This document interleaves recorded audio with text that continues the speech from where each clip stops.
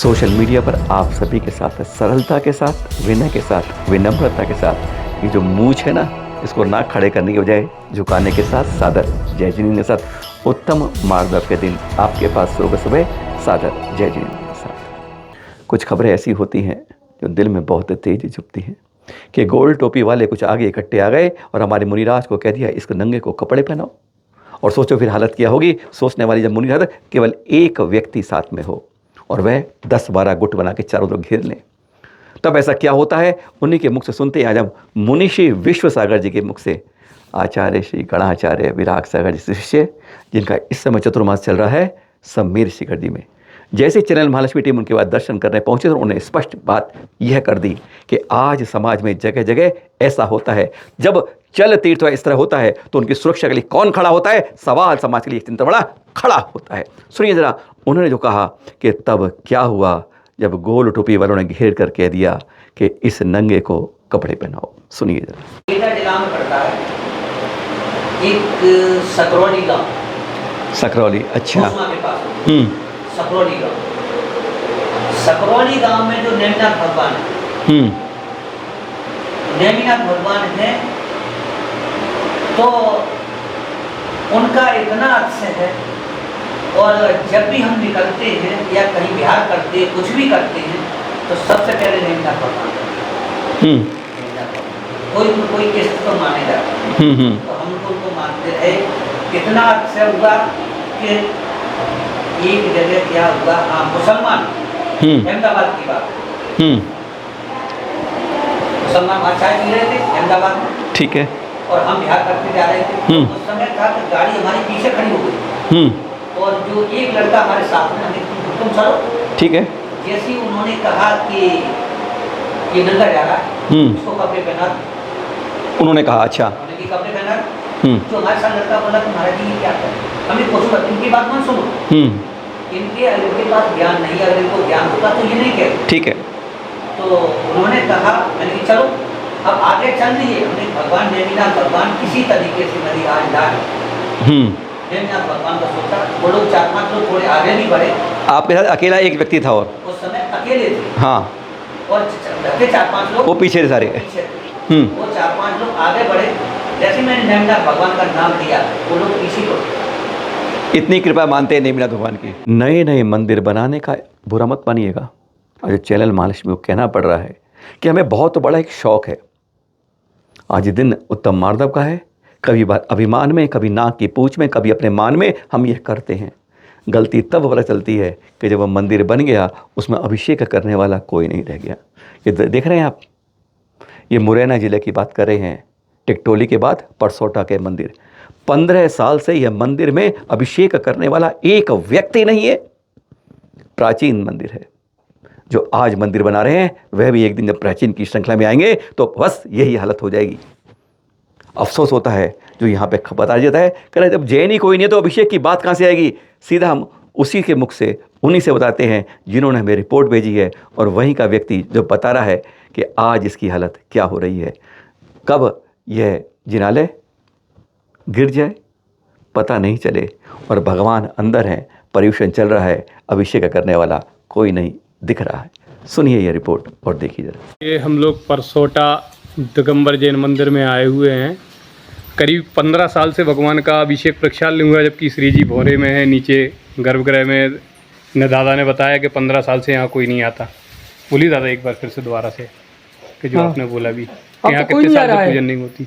जब पुजारी पहले रहता तब तो उसकी सेवा पूजा करता, अब यही नहीं तो कहाँ से करेंगे। यहाँ समाज का कोई, समाज का एक भी, जैन समाज का एक भी घर नहीं, अब कोई नहीं आ रहा यहाँ पूजा करने का। तो घर है जैन समाज वालों के नहीं है। जैन साहब पहले रहते ही घर 2-4-5 थे, मुरैना पहुँच गए, मुरैना पहुँच चुके हैं। ये मंदिर काफ़ी जीर्ण शीर्ण हो रहा है।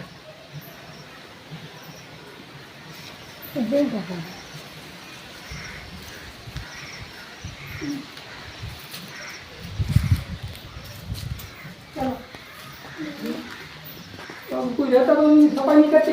हाँ, कौन करेगा भाई, हम जब वहाँ रहते हो झाड़ू नहीं लगता। हाँ, लाइट जलाना अनुज, लाइट जलाना। चिन्ह देना चाह रहा कौन सी वो छोटी सी प्रतिमा और रखी है आगे, वो त्रिमूर्ति है, हाँ।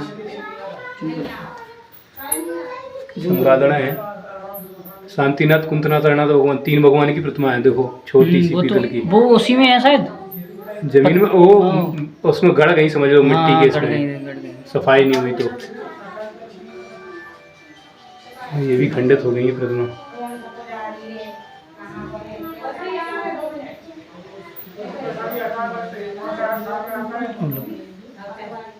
नीचे यहाँ भोरे में भी है श्री जी। भोरे का रास्ता वही बारिश के से नीचे 2 कुएं हैं, साथ में वहाँ रास्ता है, जाने की परेशानी है।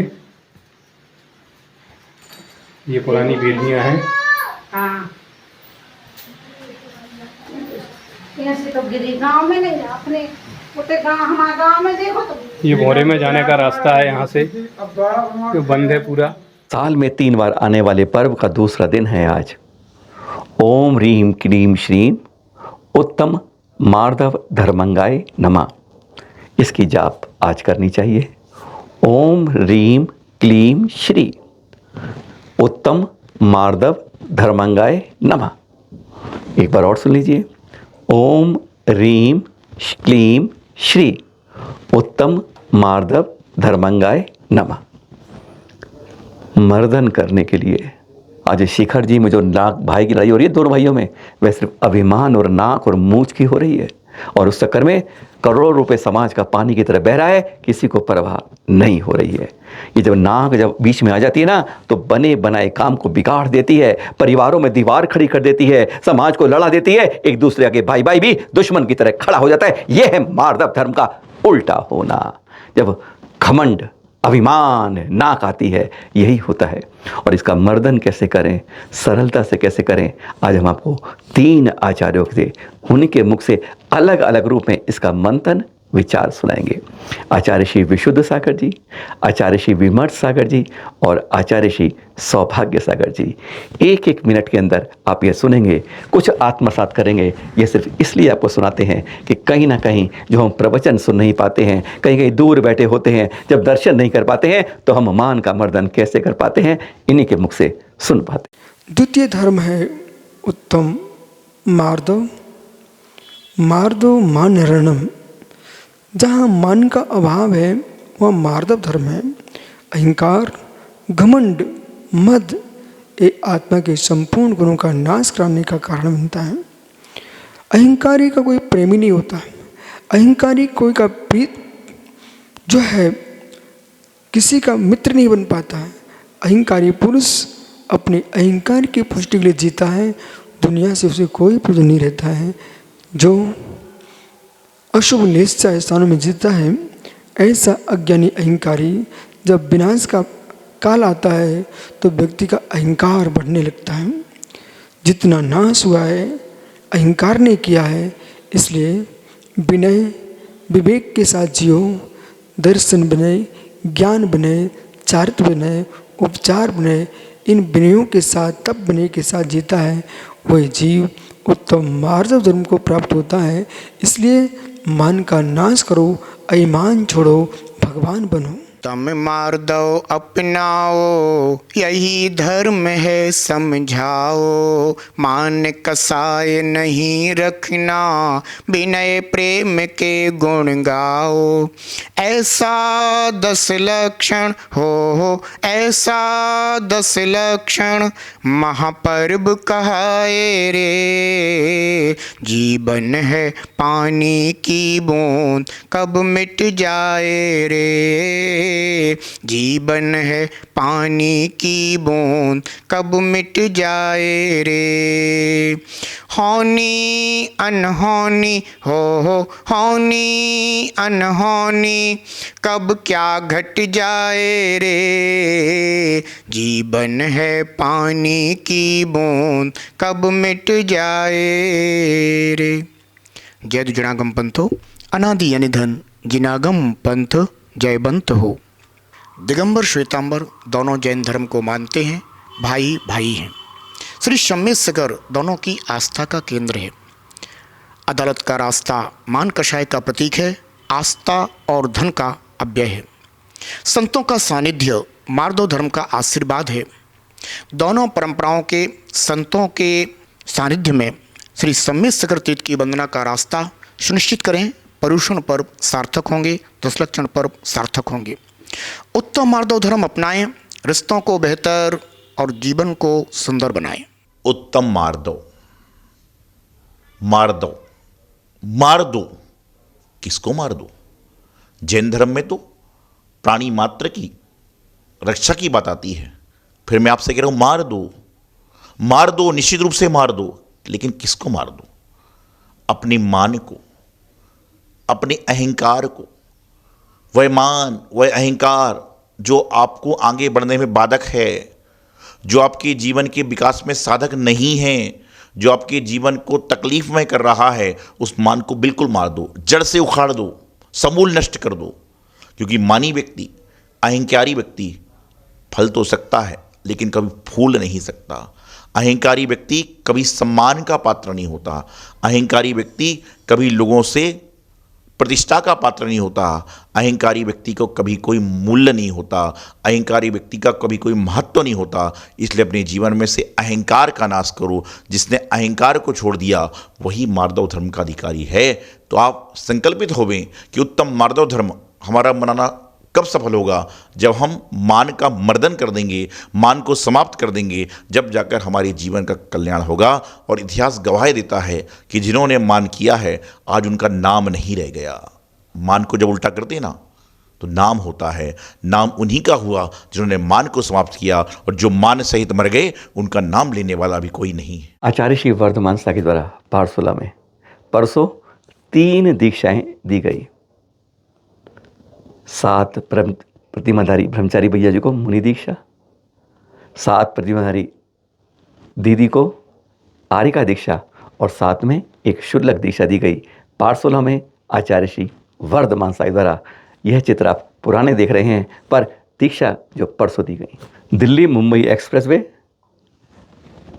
दिल्ली से पश्चिम को जाने के लिए बहुत लोकप्रिय हो रहा है। आप भी गए होंगे पिछले 10 दिन के अंदर, पर आपकी नज़र शायद नहीं पड़ी होगी। 28 अगस्त को यह यहाँ पर दिशा बोर्ड लगाया गया, और सबसे पहले नाम देख रहे हैं श्री महावीर जी के लिए एग्जिट कर दीजिए।